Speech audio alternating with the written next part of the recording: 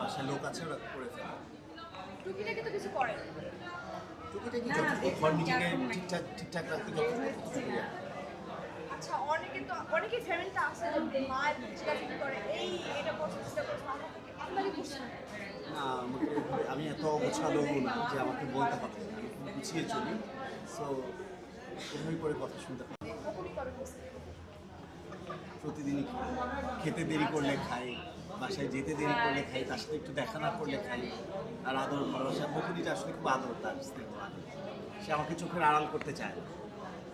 আচ্ছা আপনি এই পৃথিবীর সবচেয়ে বেশি ভালোবাসেন কাকে? আমার বাবা চলে গেছে, আমার মাকে ভালোবাসি। বাবার কোন জিনিসটা আপনি মিস করেন? বাবার ব্যক্তিত্ব, বাবার শাসন, বাবার আদর্শ, বাবার আদর, বাবার ডাক, বাবার প্রত্যেকটা উপদেশ, আমার প্রত্যেকটা স্নেহ, সব কিছু সব মনে পড়ে, সব মিস করি। আচ্ছা কোন এমন একটা আঙ্কেল লাইন যেটা এখনো মাথার মধ্যে আপনার গেঁথে আছে?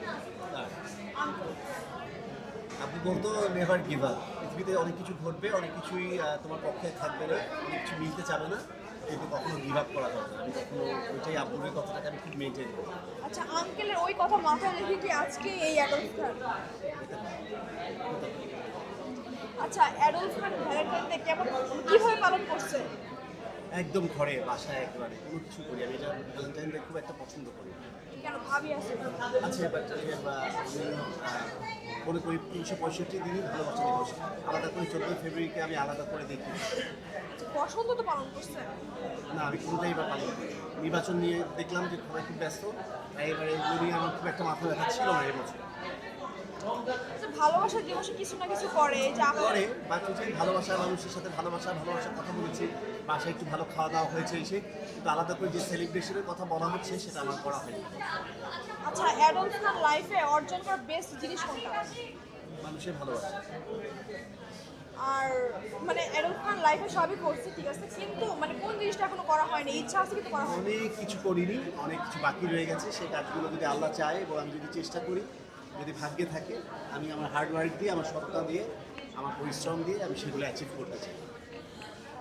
আর আপনি বলেছেন যে বাইরে যেতে আসতে আপনার পরিচিতির কারণে প্রবলেম হয়, হ্যাঁ, তো এখন কেমন লাগে জিনিসটা? আমি এনজয় করি, আমি কোনোটাকেই করে দেখবো না, বলবো যে আল্লাহ এত প্রবলেম হয়, এটা হয়, সেটা হচ্ছে বলবো না। প্রত্যেকটা জিনিস আমি মনে করি এটা একটা ব্লেসিংস। কিন্তু তাই বলে কি আগেরটা মিস করেন না? আমি মিস করি সেই অ্যাডলফের লাইফস্টাইলটাকে খুব মিস করি। ট্রু। বিশেষ করে কোনটা? এই যে একা বসে খাওয়া, একা বসে কোথাও যাওয়া, একা বসে একটা জিনিস চুজ করা, একটা শপিং মলে গেলে এখন একটা জিনিস দাম করতে পারি না, যেটা আগে আমার জন্য সহজ ছিল। আচ্ছা অ্যাডলফ খান যখন বেশি রাগ উঠে যায় মাথায় তখন কি করে? চুপ করে থাকি, কথা বলা বন্ধ করে দিই। তো কথা বলাই কেন অফ করতে হবে? অনেকে আছে তো মারধর করে। না, আমি আমাকে কন্ট্রোল করি, নিজের সাথে নিজে বোঝাপড়া করি, তখন আস্তে আস্তে করে কথা বন্ধ করি। আচ্ছা এমন কি কখনো হয়েছে যে এত পরিমাণ রাগ হচ্ছে যে ঠাস করে মেরে দিচ্ছে? মাঝে মাঝে বিশ্বাস করে তো এটা সেটা করি, ভেঙে জিনিসপত্র ফেলে দিই, ভেঙে ফেলি। আমি কিছু বলি না। ভাই ডিস্টার্ব করে। ইট ইজ হ্যালো, নামতেছি আমি লিফটে। ইট ইজ এক মিনিট আচ্ছা তখন অন করছেন?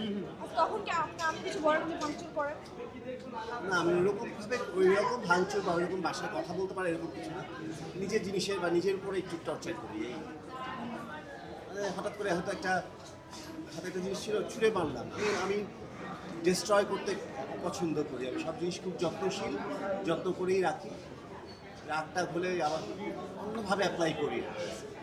আচ্ছা অ্যাডলফ খান ফ্যাশন আইকন, তো অ্যাডলফ খান যে এখন যেটা পরে আছে আগামী 10 দিনে কি পরবো এটা কি আগে থেকে ভেবে রাখেন না? আগামীকাল একটা অ্যাওয়ার্ড প্রোগ্রাম, ফ্যাশন শো আছে, সেখানে আবার আমার কালকে কী করবো সেটা আমার রেডি করা আছে। আগামী 10 দিনের না? আছে বেশ কিছু, আগামী 10 দিন না হলেও 5-6 দিনেরটা রেডি আছে। আচ্ছা 5-6 দিনটা আবার হতে আবার বাকি 5-6 দিনেরটা রেডি করে ফেলবো। আচ্ছা এটা কিভাবে করে? ওই যে বললাম যে যেটা নিয়ে থাকে সে তার কাজগুলো সেভাবে করে গুছিয়ে ফেলি। বালিশে বেঁচে কিছু আছে? সিক্রেটটা বলে দেন। না না, আমার কিছু নেই, আমার সাথে আমার আল্লাহ আছে। আচ্ছা অনেক অনেক শুভকামনা তো।